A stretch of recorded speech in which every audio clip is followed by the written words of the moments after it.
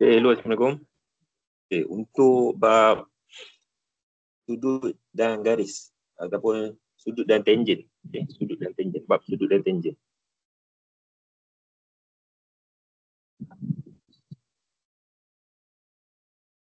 Sudut dan tangent bagi bulatan.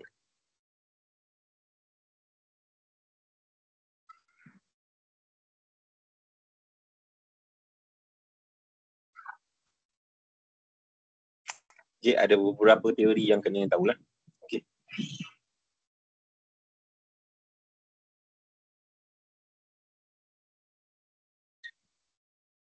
Okay, ini teori yang pertama.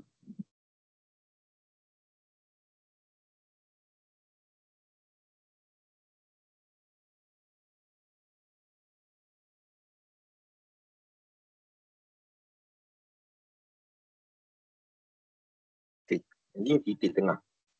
Okay, titik tengah. Ya, bagi saya duplicate dulu.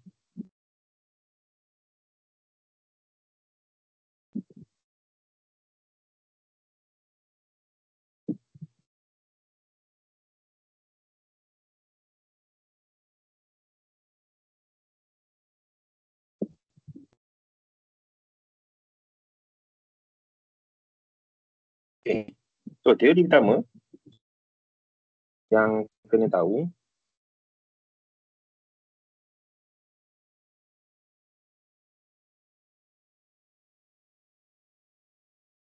teori pertama yang kena tahu ialah bila kita jumpa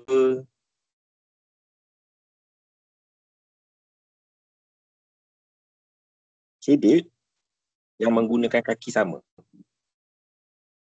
Okay, sudut yang menggunakan kaki sama. Okay, saya akan bulatkan kat sini. Tunjukkan kaki dia tau. Okay. Okay, jadi sudut ini dia guna dua kaki yang warna biru. Okay. Dia guna dua kaki yang warna biru. Okay. So, katalah sudut sini ialah 30. Okay. Nilai sudut sini ialah 30. Okay, jadi kalau kita ada satu lagi sudut, guna kaki yang sama. Kaki yang ni juga. Okay. Dia guna kaki yang sama. So, automatik dekat sini pun nilai dia 30. Okay. Nilai dia ialah 30 darjah. Kalau ada lagi, guna kaki sama lagi. Katalah dekat tengah, guna kaki sama. Okay. Sini pun akan jadi 30. Ni dia punya konsep dia. Okay. Jadi ada beberapa bentuk lah yang kita kena tengok. Okay. So ini bentuk pertama. Okay. So dia ada satu lagi bentuk lain. Guna kaki sama juga. Tapi dia punya bentuk dia sedikit berbeza. Okay. Dia bukan guna kaki sama. Dia guna bukaan kaki yang sama. Bukaan kaki tu apa? Bukaan kaki tu ialah daripada sini sampai sini nilai keluasan yang sama. Keluasan, jarak yang sama. Katalah ni jarak dia. Ada satu lagi dia guna jarak sama. Okay, kita tunjuk contoh.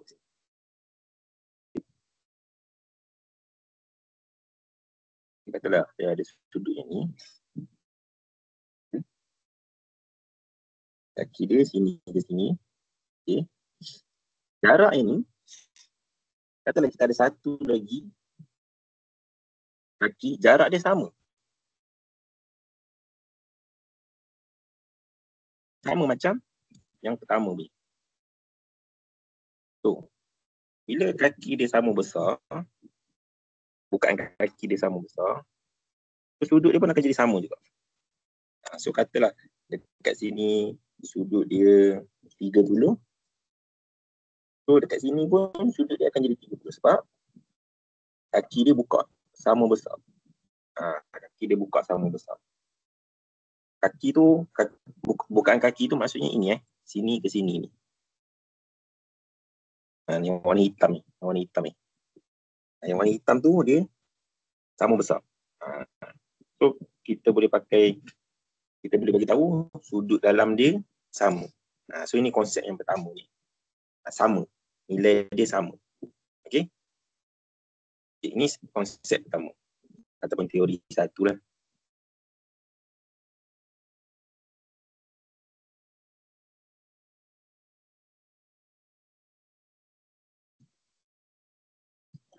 Kita pergi teori dulu.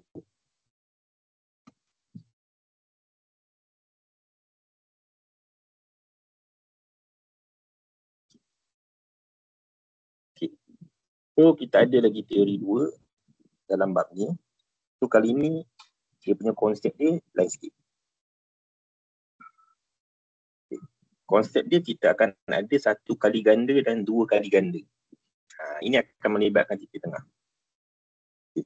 So waktu bila kita ada sudut yang 1 kali ganda dan sudut yang 2 kali ganda. Okay. Kita akan ada sudut 1 kali ganda dan 2 kali ganda bila kita ada sudut yang guna kaki sama juga. Okay, tapi dia punya situasi dia berbeza. Okay. Situasi dia satu sudut ada pada garis bulatan ni. Okay. Satu lagi sudut dia ada pada titik tengah. Okay. So, sudut dia tu dekat sini. Satu sudut yang ni, satu sudut sini. Ada pada titik tengah. Dua-dua ni pun guna kaki yang sama juga. Ni kaki dia, warna biru. Okay. So salah satu kali ganda, salah satu lagi 2 kali ganda. Okay. So dekat sini ni 1 kali ganda. Yang dekat bulatan, yang dekat titik tengah 2 kali ganda. Okay. Dia macam tu. So katalah yang dekat sini ni 30. So yang dekat sini ni dia akan jatuh 60. 2 kali ganda. So kita akan darat 2 ni. Okay. So katalah kalau dekat sini 15. So kita nak dapat yang bawah ni kita darab 2. So sini pun dapat 30. Okay. Tapi katalah kita ada yang dekat tengah. Dekat tengah ni kita ada 100. So kalau kita nak dapat yang 1 kali ganda, kena bahagi 2 lah. Okay. So bagi 2, sini dapat 50. Macam tu. So ni teori yang kedua. 1 kali ganda, 2 kali ganda. Okay. So ini pun ada bentuk yang macam-macam juga. Okay. Saya tunjuk kat kamu bentuk-bentuk yang ada. Okay. So bentuk lain yang dia ada ialah bentuk macam ni.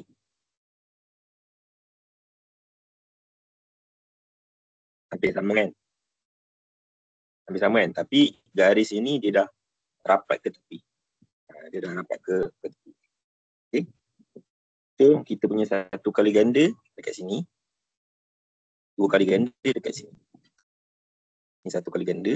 Ini 2 kali ganda. Guna kaki yang sama. Nampak? Okay, bentuk lain lagi. Okay, bentuk lain lagi dia boleh rapat lagi sampai dia jadi macam ni. Okay.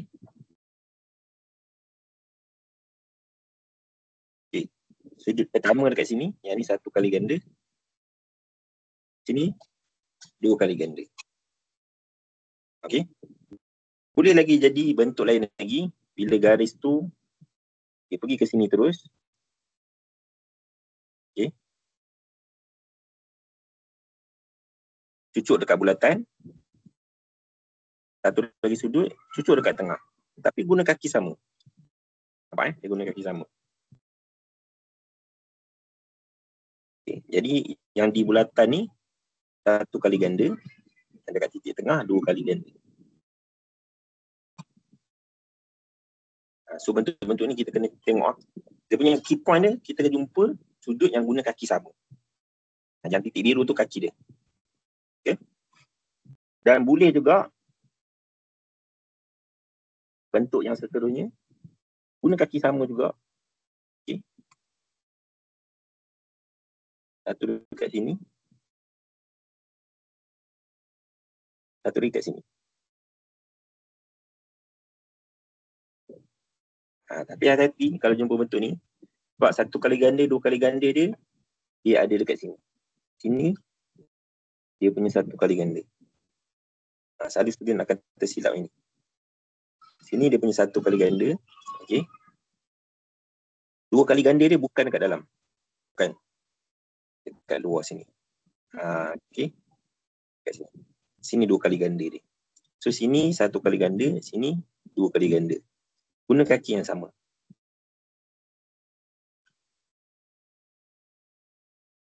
Okay.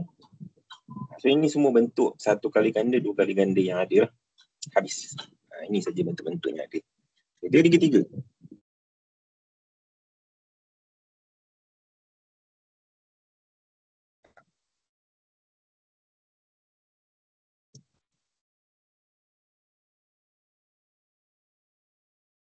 Yang ketiga ada apa? Dari ketiga ni ialah bila kita ada diameter. Bila kita ada diameter. Diameter ni satu garis yang belah kita punya bulat kepada 2 bahagian. Okay. Dia belah kita punya bulat ni kepada 2 bahagian. Okay. Dia belah bulat kita ni kepada 2 bahagian.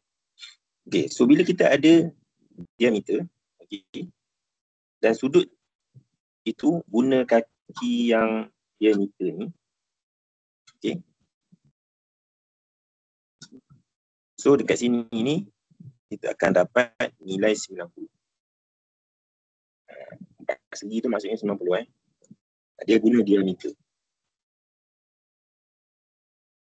Jadi sini dia akan dapat 90. Tak kisahlah diameter tu ke mana pun, asalkan dia guna diameter sudut dia, okey. Dengan menggunakan kaki diameter ni, kamu akan dapat 90. Okey. Kona kat arah lain pun sama juga, katalah ke arah sini. Guna diameter. Okey.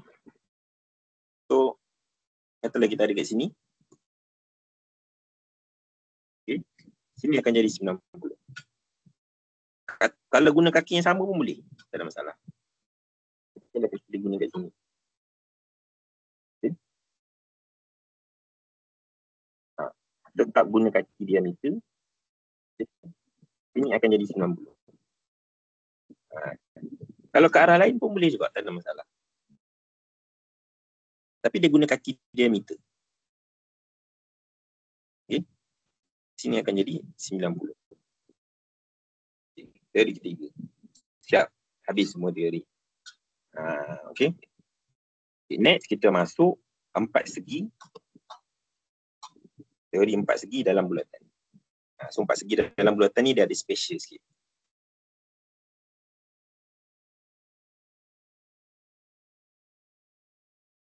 Okay. Apa special dia?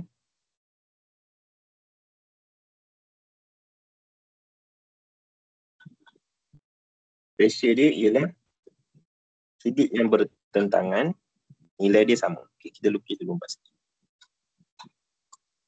Okay. Tapi kamu kena jumpa 4 segi kitaran ni lah. Ni dia panggil 4 segi kitaran. 4 segi kitaran ni maksudnya 4 segi ni semua bucu dia bersentuh dengan bulat. Okay, semua bucu dia bersentuh dengan bulat. Macam ni. Okay. So 4 segi ni sudut yang bertentangan dia, bertentangan tu menghadap lah macam ni. Menghadap. Okay. Hasil ataupun jumlah sudut dia ialah 180. Jumlah sudut tau. Maksudnya untuk kedua-dua ni. Yang ni dengan yang ni. Mesti 180. Okay. Mesti 180. Okay, contoh. Katalah saya buat satu lagi 4 segi. 4 segi tu tak semestinya kena besar tau. Kalau 4 segi tu macam ni pun boleh juga. Dia separuh daripada dia sebahagian sebelah bawah saja. Tapi 4 segi tu setiap bucu dia sentuh pada bulat. Okay. Sudut bertentangan dia ialah 180. Contoh katalah saya tahu dekat sini ni sudut dia 40. Okey.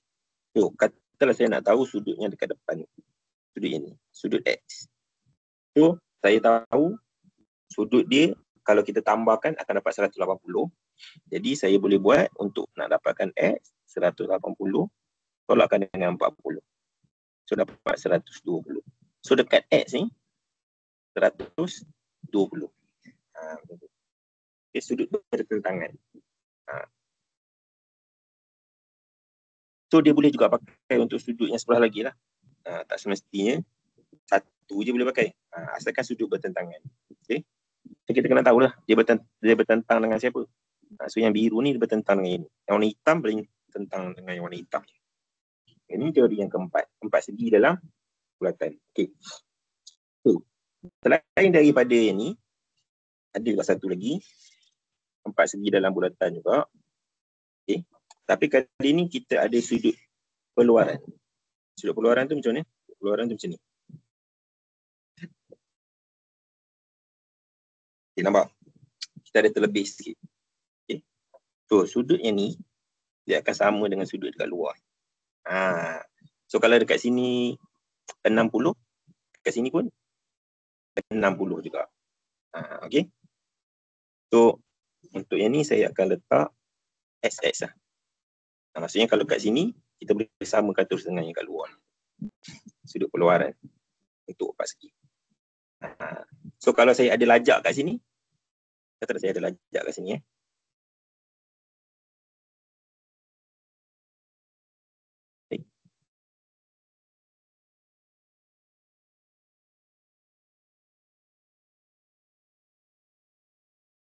So saya ada lajak kat situ. Jadi sudut yang dekat sini ni dia akan sama dengan sudut kat sini. Katalah yang ni 70. So dekat sini pun 70 juga. Okay. Ini saya letak Y. Maksudnya dia akan sama dengan sudut peluaran belah sana. Bertentang duduk dekat luar. Dia macam tu. Okay. Ini teori yang keempat. Okay. Habis semua teori yang ni, lepas tu kita masuk teori kelima. Ini dah masuk tangent lah.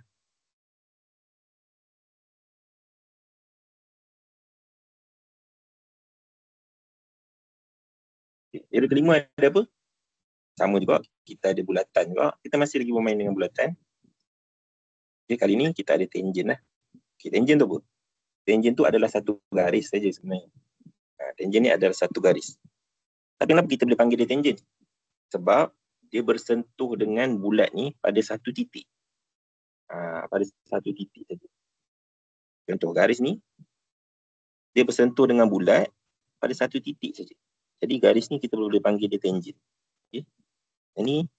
Yang ni bukan tangent. Garis yang ni kita boleh panggil dia tangent. Garis tangent. Okay. Sebab dia bersentuh dengan bulat pada satu titik saja. Okay. So apa efek kalau ada tangent pada bulatan? Okay. So bila ada tangent pada bulatan, ini teori pertama dia. Okay. Teori dia apa? Teori dia ialah kita ada tangent dan kita ada satu jejari. Jejari tu sentuh dengan titik tangent. Dia bersentuh dekat tempat satu titik tu. Ini jejari. Ini jejari tau. Ini jejari. Okay. So bila ada jejari dan dia bersentuh dekat titik tangent tu, apa jadi? Dekat sini nilai dia akan jadi 90. Sebelah sini pun akan jadi 90 juga. Okay. So yang ni efek tangent lah. So tangent akan hasilkan 90 kalau kita ada satu garis jejari yang bersentuh dengan titik tangent tu. Ini tangent, titik tangent yang ni. Saya tulis satu. Ini titik tangent. Kita tanya-tanya. Titik tangent tu yang mana? Ni titik tangent.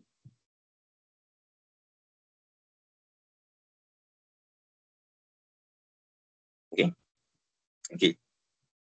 Dan satu lagi, ada dua. Ini yang pertama. Dan yang kedua, ini je lah. Ini je. Okay. So next, dia masuk kepada teori yang keenam lah. Teori ke-6 saya tulis kat sini je. Tangent juga. Okay.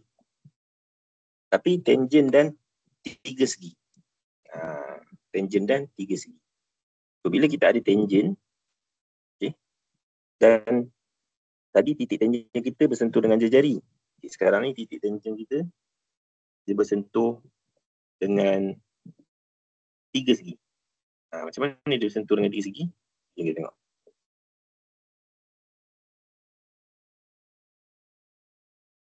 Okay. So kita punya titik tangent kat sini. Okay. Tapi salah satu bucu daripada tiga segi bersentuh dengan titik. Macam tu. Tiga segi ni pastikan dia dekat dalam bulat lah. Kalau dia tak ada dalam bulat, tak dia pakai teori ni. Okay. Macam ni keadaan dia. Okay. So apa yang jadi bila macam ni? Sudut yang sebelah kanan ni dia akan sama dengan sudut sebelah kiri tiga segi. Dia akan sama. Dia akan sama. So kalau katalah kat sini 60, sini pun 60. Kanan akan samakan dengan sebelah kiri. So yang sebelah kiri akan sama dengan sebelah kanan. So yang sebelah kiri sini akan sama dengan sebelah sini. Kiri akan sama dengan kanan. Kanan akan sama dengan kiri. Saya tulis sini lah.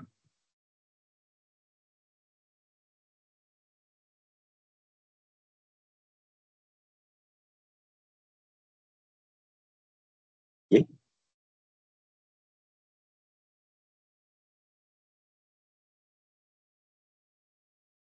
Okay. Setelah kalau sini X, sini pun X lah. Kalau sini Y, sini pun Y. Okay. Contoh soalan kita buat sini. Contoh. Kita ada tangent. Okay.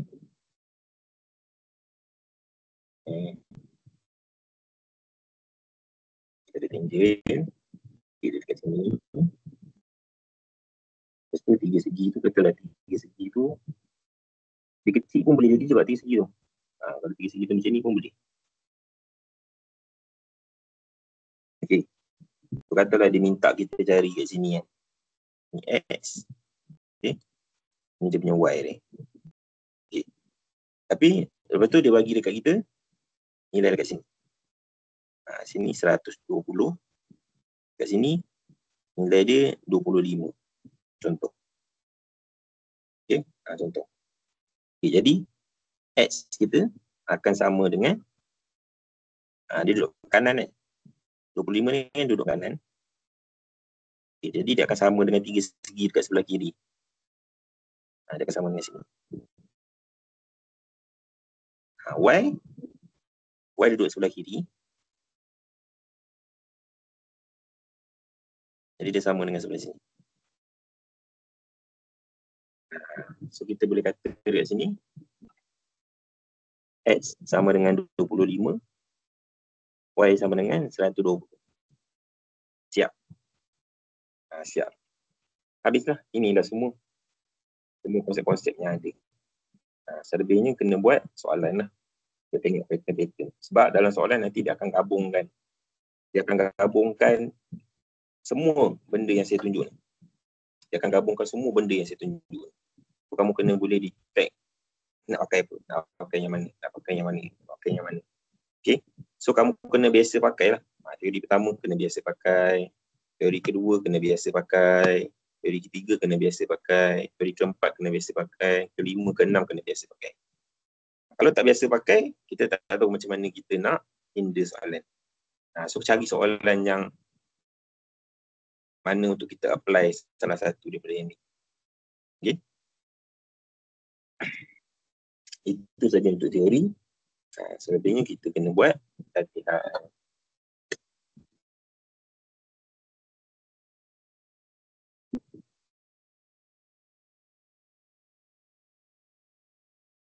Tangent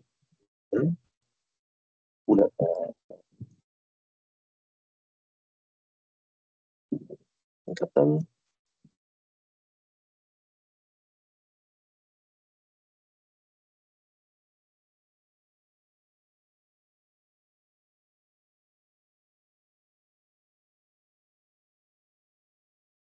3.